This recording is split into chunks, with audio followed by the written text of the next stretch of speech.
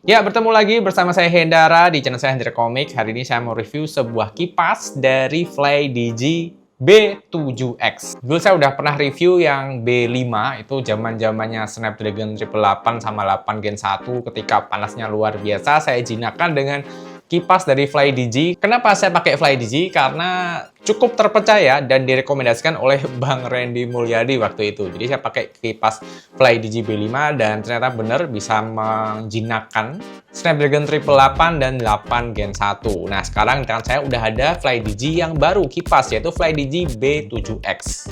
Seperti apa reviewnya? Kita unboxing dulu aja.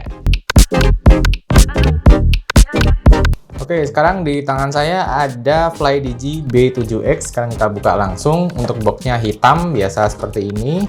Ada QR code-nya segala macam, terus ada keterangannya. Nah, di sini kita tuliskan 37 dB low, ada pakai chargernya 27 watt untuk overclocking-nya, intelligent frekuensinya, konversinya 2.0, dan support Phasey app. Saya nggak tahu sih Phasey app sih, kita nanti cari tahu ya. Terus ada spesifikasinya di sini. Langsung aja kita unboxing. Ada segelnya ya, atas sama bawah. Di dalamnya ada blister warna putih yang isinya kipasnya sendiri. Oke. Nah, di sini kita dapat magnetic pad-nya, ada stikernya juga. Terus ada, biasa ya, di setiap produknya FlyDigi pasti ada ini isinya ya, produk-produk FlyDigi yang terbaru. Ada kipas FlyDigi BS1 yang kemarin kita review, terus ini fan coolingnya sendiri. Terus ada juga FlyDigi Fader 3 Pro. Padahal yang di review kemarin di sini 4 Pro tapi belum masuk ya. Ini 4 Pro-nya. Terus di sini ada sebuah kartu untuk download aplikasinya. Bagus. Dan di bawah blisternya tentu ada kabel Type A to C warna putih. Ini kok mirip sama kayak kabelnya BS1, C to C ya, warna putih. Buat untuk ngecharge juga.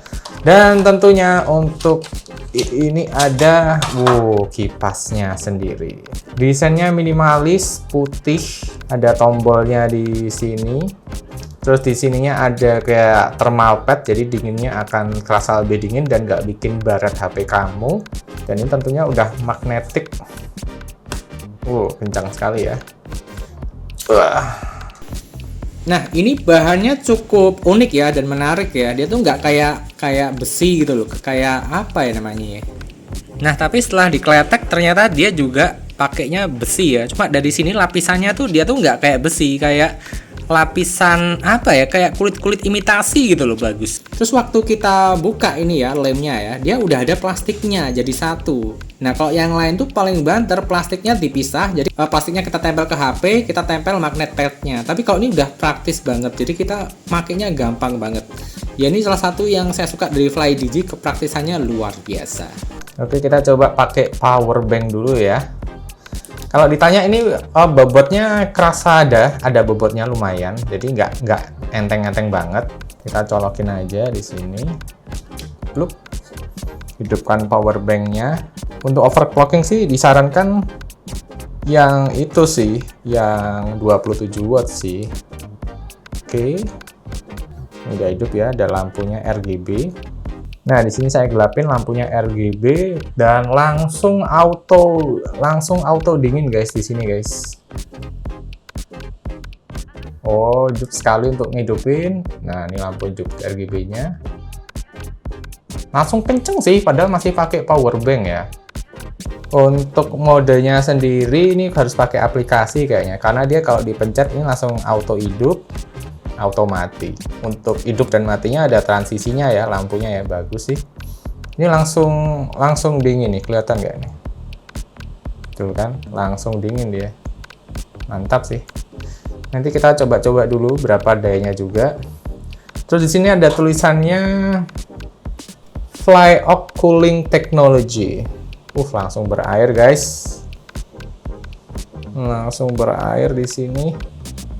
Mantap nih kayaknya nih. Dan warnanya bagus, putih. Nah, dari akhir tahun kemarin 2024 saya ngabisin liburan pakai kipas ini banget, dan saya jadi main MLBB lagi karena lebih nyaman aja. Di sini saya mengujinya dengan sebuah smartphone dari Xiaomi, yaitu Xiaomi 14T. Di sini saya pasang magnetic pad-nya yang ada di FlyDigi, saya tempel di sini. Warnanya putih, teksturnya unik ya, kayak imitasi kulit yang ada di buku-buku. Terus waktu saya menempel dengan kuat banget, dan saran saya kalau kamu mau nyabut kipas ini dari magnetic pad-nya atau mungkin dari iPhone kamu, jangan ditarik ya, tapi digeser. Itu memang udah kayak standar magnetic cooling pad di smartphone seperti itu. Biar aman magnetnya, biar nggak rusak karena magnetnya kuat banget. Lalu juga FlyDigi selalu membawa software yang bagus. Dan di Android pakainya FlyDigi Game Center. Aplikasi ini juga yang dipakai di FlyDigi Feather 4 Pro yang kemarin baru saya review ya. Jadi ini satu aplikasi bisa untuk semua. Jadi ringkas gitu ya, nggak usah pakai aplikasi yang terpisah, satu ekosistem. Koneksinya pakai Bluetooth, konekin aja, tambahkan device-nya langsung ke detect. Dan di situ kamu bisa melihat banyak menu yang menarik. Secara kecepatan, kipas dari FlyDigi B7X ini tuh ada 4 kecepatan ya. Pertama, ada di energy saving, ada di balance, ada di strong, dan ada di max. Itu yang paling kenceng, dimana strong dan max itu disarankan pakai charger 20 watt untuk yang strong dan max yang 30 watt. Jadi kalau kamu udah punya charger 30 watt ke atas kayak 65, udah aman, tinggal pakai aja, colok aja. Untuk yang energy saving, dia memakan daya sekitar 8 watt kurang atau lebih. Untuk yang modenya balance, memakan daya naik ke 16 watt kurang atau lebih. Dan untuk mode strongnya, dimana kita direkomendasikan pakai charger 20 watt, ini ada di dayanya 17 watt kurang atau lebih. Jadi naik dikit dari yang balance. Lalu untuk max-nya ini bisa mencapai 24 watt, hampir 25 watt ya. Dan disarankan memakai charger yang ada di 30 watt ke atas. Terus di ruang non AC yang suhunya ada di 28 derajat sekian, di musim saat ini yang musim hujan ya, ini bisa tembus ke 2 derajatan dalam waktu 6 menit. Jadi memang secara kipas FlyDigi ini selalu powerful ya, dan cepat dingin, dan dinginnya tuh kayak melebihi dari kipas-kipas yang lain. Dan kalau ruangnya ber-AC ya, ini bisa sampai ke 0 derajat dalam waktu beberapa menit aja. Dimana waktu saya tembak di sini sih ada di 0 derajat ya, 0,0 sekian gitulah di bagian deket tombol powernya. Nah tapi kalau di aplikasinya tertulis minus 1 derajat atau minus 2 derajat. Jadi ada selisih ya, karena itu suhu internal dingin yang ada di dalam kipasnya. Dan saya ngecek suhu yang ada di permukaan. Jadi kalau ada selisih tetap wajar dan tetap sangat dingin. Lalu di aplikasinya juga kamu bisa ngatur nih light-nya, mau yang mode breathing, mau yang mode flow, gradient, dan lain-lain. Cahayanya juga bisa diatur, max dan minusnya. Tapi kalau saya sih sering saya matiin aja sih, soalnya saya memang orangnya low profile ya. Tapi bagus lampunya, bahkan untuk mati dan hidupnya ada animasinya, keren. Lalu juga ada 2 protection, misalkan kipas ini kepanasan atau kedinginan. Nah, untuk proteksi kedinginannya, dia tertulis di aplikasinya, misalkan suhunya ada di bawah 2 derajat selama 3 menit, maka suhunya akan diatur biar nggak lebih dingin lagi, karena berbahaya ya. Karena dingin banget soalnya. Tapi selama 3 menit. Lalu untuk fitur keamanan panasnya, ini tertulis ya, misalkan nih kipasnya bagian ventilasinya nih ketutup sama jari atau tangan atau apapun gitu ya. Nanti dia akan berhenti kipasnya dan lampu RGB-nya akan berkedip warna merah untuk menunjukkan bahwa ini kepanasan. Kipasnya berhenti, lampu warna merah, artinya ya kamu harus benerin dulu nih, apa nih yang ketutupan nih? Jangan-jangan ada di ketutupan bantal atau ketutupan jari kamu gitu ya. Lalu untuk mode-modenya sendiri juga ada banyak. Pertama, ada mode Smart Control. Ini tuh yang otomatis ya, adjust kecepatan kipas sama suhu yang ada di smartphone kamu. Terus ada juga Intelligent Variable Frequency, di mana tuh kita bisa ngatur target temperaturnya, di mana paling minus, paling kecil ada di 6 derajat. Jadi misalkan nih kamu pengen dingin banget, di set di 6 derajat, atau kamu pengen yang nggak terlalu dingin deh, di 10 derajat. Nah itu juga bisa kamu set di Intelligent Variable ini. Lalu juga ada Fixed Power, di mana kalau Fixed Power ya kayak ada 4 kecepatan aja, di mana tadi udah saya sebutin ya, ada di Energy, saving, balance, strong, dan max. Jadi kamu tinggal pilih aja, pencet 4 tombol itu, dan semuanya hanya bisa diakses dari aplikasinya aja. Jadi nggak ada tombol-tombol tertentu di sini atau shortcut untuk tombol powernya, nggak bisa ya. Dan tombol powernya cuma untuk on off aja.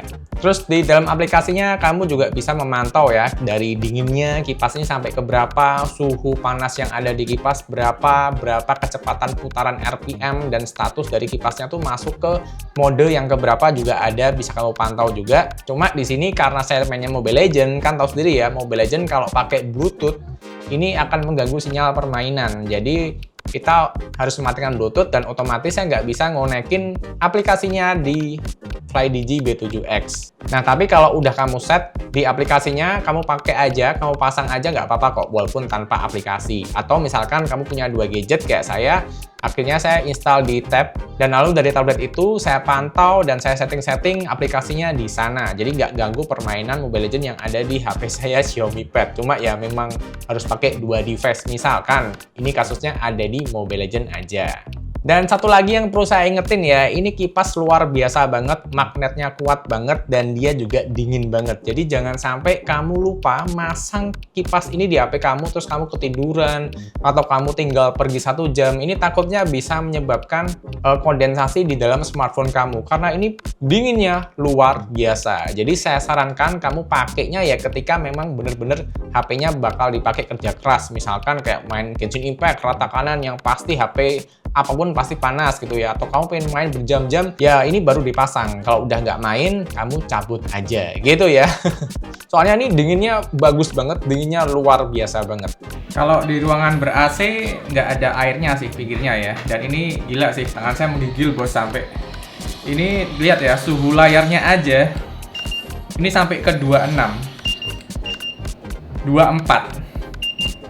Ini dingin banget, serius. Saya sampai menggigil tangannya, serius. Dan ini suhu di bagian CPU-nya samping kamera cuma 28 aja. Dingin banget, gila sih. Pada posisi ruangannya suhunya 28, cuma 28, tapi serius saya menggigil kayak ini. Lalu waktu saya pakai ini beberapa hari ini, saya menyadari ya, ketika saya pakai dinginnya luar biasa sih. Walaupun dia ada magnetic pad-nya ini, tapi dinginnya bisa tembus sampai ke depan layar. Ini serius, saya nggak ngada-ngada ya. Dan saya mainnya di ruangan non-AC, dan itu beneran kerasa. Jadi walaupun saya bilang kalau misalkan ada magnetic pad-nya ini kayak apa ya, agak kurang maksimal dinginnya, tapi di FlyDigi B7X ini tetap dingin. Bayangkan ya, kalau di iPhone yang pakai MagSafe langsung tempel, itu pasti akan lebih dingin lagi. Dahsyat banget sih memang kalau FlyDigi ya. Terus saya menyadari juga ada air-air dikit yang nanti bakal keluar di pinggir-pinggir sini, tapi dikit aja kok, tenang. Nggak sampai berbahaya, sampai ngalir deres gitu, enggak. Dan itu wajar-wajar aja. Banget. Ada tapi dikit banget. Oh, ada di bagian pinggir-pinggir ya, kelihatan ya. Ini ada airnya ya, tapi masih aman sih. Mungkin dia berair karena panas di bagian luar ya, karena tanpa AC kan udaranya lembab Indonesia, nggak kering. Terus juga dari magnetic pad-nya ini saya pakai beberapa hari ya, karena magnetnya begitu kuat, jadi kayak apa ya, masangnya itu mungkin agak kebentur-bentur ya. Di sini di bagian pinggirnya udah ada tekstur putih yang mulai cuil-cuil gitu ya, udah kelihatan besinya. Ya ini sekali lagi karena kualitas magnetnya di FlyDigi ini emang top char banget lah emang. Terus juga yang saya suka, dia juga nggak terlalu berat ya, dan waktu main itu jari kita juga nggak terasa terganggu. Saya main enak banget karena dia juga kecil. Terus juga bagian jari kita tuh tidak menyentuh bagian heatsink yang ada di sini. Saya suka banget. Ya menyentuh sih, cuma bagian jendelanya ini, bagian tiang jendelanya itu membuat jari saya tuh tidak langsung menyentuh di bagian panas yang ada di heatsink kipas ini. Ya, jadi segitu aja sih review yang bisa saya berikan tentang FlyDigi B7X ini. Ya, kalau ditanya harganya memang agak pricey sih. Cuma kalau kamu memang mencari sebuah kipas yang powerful, dengan aplikasi yang sangat membantu banget, yang lengkap banget settingannya, bisa kamu adjust segala macam, ini memang termasuk kipas tier atas sih. Dengan harga 700 ribuan, under 800, kamu mendapatkan segala kemewahan, kualitas, yang bisa diberikan di dalam sebuah kipas fan cooler smartphone. Ya bisa juga sih kamu pasang di tablet. Oke, gitu aja reviewnya. Buat teman-teman yang berminat, klik aja keranjang kuning. Maksudnya link yang ada di bawah. Dan terima kasih buat teman-teman yang udah nonton sampai akhir. Dan sampai bertemu di video berikutnya. Bye-bye. Hujan guys, tiba-tiba baru syuting. Kuat banget ini.